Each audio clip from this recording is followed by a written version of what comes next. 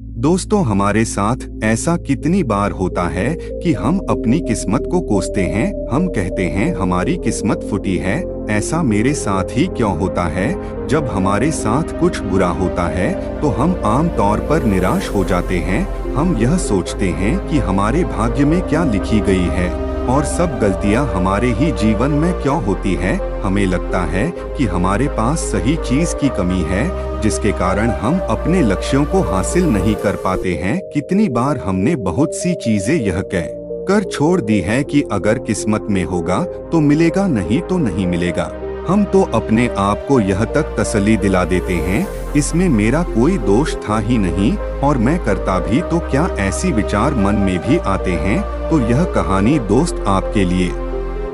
एक दिन एक व्यक्ति महात्मा बुद्ध के पास आया। उसने महात्मा बुद्ध से कहा कि मैं अपनी किस्मत ठीक करवाने आया हूँ। मैं बहुत दुखी रहता हूँ। मैं जो भी करता हूँ वह खराब हो जाता है। मेरे साथ कुछ भी ठीक नहीं होता। किस्मत मेरा साथ नहीं देती। मैं सुना हूँ कि आप सभी की समस्याओं का समाधान करते हैं। क्या आप मेरी फूटी किस्मत को सुधार सकते हैं?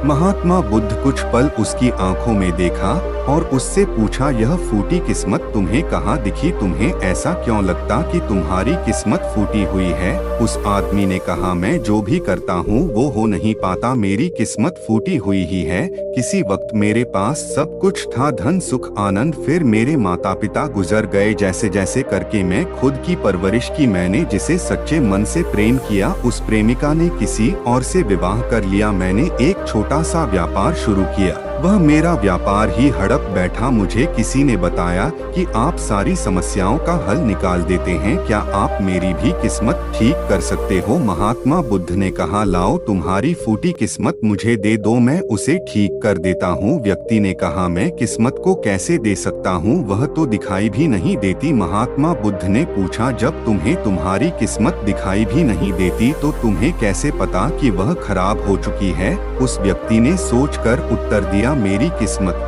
खराब है तभी मेरे साथ सब कुछ गड़बड़ होता। मेरे बने बनाए कामों पर पानी फिर जाता। अगर मेरी किस्मत अच्छी होती तो सब कुछ ठीक होता। तो महात्मा बुद्ध ने कहा कि तुम ठीक दिखाई देते हो, तुम्हारा स्वास्थ्य भी ठीक दिखाई दे रहा है, तुम्हारे हाथ पैर भी सलामत हैं, अभी तक तुम मरे नहीं हो। मुझे तुम्हारी किस्मत में कोई खराबी नहीं लग रही है, सब कुछ सही लग रहा। अगर किस्मत खराब होती तो तुम बीमार होते और तुम्हारा अंग भंग हो जाता या तो मृत्यु हो जाती, लेकिन ऐसा तो कुछ भी नहीं है।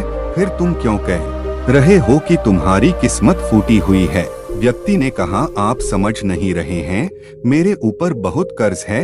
लोग रोज रोज मेरे घर धमकाने आते हैं। जिनसे मैंने कर्जा लिया है वह मुझे मारने तक की धमकी देते हैं। मेरा घर भी उन्होंने छीन लिया है, अभी भी मेरे पीछे पड़े हैं। तो मैं ऐसे में कैसे कह सकता हूँ कि मेरी किस्मत सही है? महात्मा बुद्ध ने विचार पूर्वक कहा, तो तुम्हारी समस्या गंभीर है। व्यक्ति ने उदासीनता से कहा, जी हाँ, अब आप समझे ना कि मैं कितने बड़े दुख से गुजर रहा हूँ। महात्मा बुद्ध ने आवाज में समझाया, तुम्हारी किस्मत अच्छी है कि तुम जीवित हो इस दुख का सामना करने के लिए, और इस जीवन से ही तुम अपने दुख का सामना कर सकते हो। व्यक्ति ने कहा, बुद्ध आप नहीं समझ रहे हैं। तब महात्मा बुद्ध ने उससे कहा, समझ तो तुम नहीं रहे हो, आओ तुम मेरे साथ आओ। महात्मा बुद्ध उस व्यक्ति को अपने साथ पास वाली नदी के किनारे पर ले गए और कहा, यह देखो इस बहती नदी को, इस नदी में मैं अगर एक पत्ता गिरा देता हूँ तो तुम मुझे बताओ यह पत्ता किस दिशा में बहेगा? व्यक्ति ने कहा, पत्ता नदी के बहाव के साथ नदी की ही दिशा में जाएगा। महात्मा बुद्ध ने कहा, बिल्कुल सही, अब बताओ इस पत्ते की किस्मत किसके हाथ में है? व्यक्ति ने कहा, इस पत्ते की किस्मत नदी के हाथ में है, वह जहाँ चाहे इस पत्ते को ले जा सकती है। तो महात्मा बुद्ध ने कहा, लेकिन पत्ता तो मेरे हाथ में है, मैं चाहूँ तो इस नदी में डाल सकता हूँ, चाहूँ तो नहीं। व्यक्ति ने कहा, तो फिर इसकी किस्मत आपके हाथ में है, आप जहाँ चाहे इस पत्ते को डाल सकते हैं। महात्मा बुद्ध ने कहा, लेकिन इस पत्ते की किस्मत मेरे हाथ में नहीं है, मैं जितना भी चाहूँ मैं इस पत्ते को सूखने से नहीं रोक सकता हूँ। यह सुख ही जाएगा और मर जाएगा। जब तक यह पेड़ पर था तब तक यह हरा था, इसे ऊर्जा मिल रही थी, लेकिन यह अब पेड़ से अलग हो गया है।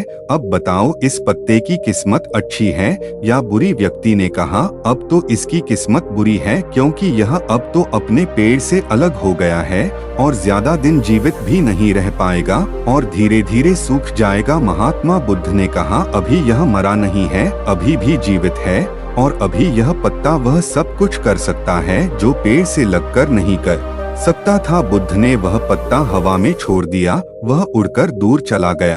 तब बुद्ध ने कहा, देखा, पेड़ पर रहकर भी इतनी दूर नहीं जा सकता था, आज इसने स्वतंत्र होने का आनंद लिया है। फिर वह पत्ता उड़कर नदी में गिर पड़ा। बुद्ध ने कहा, देखा, अब वह पत्ता नदी में तैरने का आनंद भी ले रहा और अब तुम ध्यान से देखो तो यह पत्ता कितने छोटे छोटे जीवों को अपने ऊपर बैठाकर नदी के एक किनारे से दूसरे किनारे पहुंचा रहा। इस पत्ते की किस्मत अच्छी है, क्योंकि वह अपने नए अवसरों को ढूंढने में लगा है।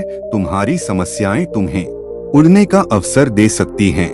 यदि तुम उसे सकारात्मक नजरिए से देखो तो उस व्यक्ति ने वहां पर खड़ा होकर महात्मा बुद्ध के बातों पर विचार किया। धीरे धीरे उसने पूरी कहानी के छिपे गहरे अर्थ को समझना शुरू किया। वह महात्मा बुद्ध की तरफ देखा और बोला, आप सही कह रहे हैं महात्मा, मैंने अपने भाग्य पर ध्यान ही नहीं दिया और अपने दृष्टिकोण को सीमित कर लिया था। मैं इतना प्रयास कर रहा था कि समस्याओं और मुश्किलों पर ही फोकस करता रहा, जिसके कारण मैं उनमें मौजूद अवसरों को देखने में असमर्थ था। समझ आ गया है कि मेरी फूटी किस्मत बस एक डर और निराशा से उत्पन्न एक धारणा थी। यह कहानी दोस्तों हमें यह सिखाती है कि हमारी किस्मत हमारे हाथ में होती है। हम खुद अपने जीवन की दिशा निर्धारित करते हैं। हमारी समस्याओं का हल भी हमें ही निकालना होता है। चुनौतियों को एक अवसर के रूप में देखकर हम आगे बढ़ सकते हैं और अपनी किस्मत को सुधार सकते हैं। दोस्तों, ऐसी कहानी हमें जीवन जीने का तरीका सिखाती है। दोस्तों, चैनल पर आप नए हो, प्लीज चैनल को सब्सक्राइब कीजिए।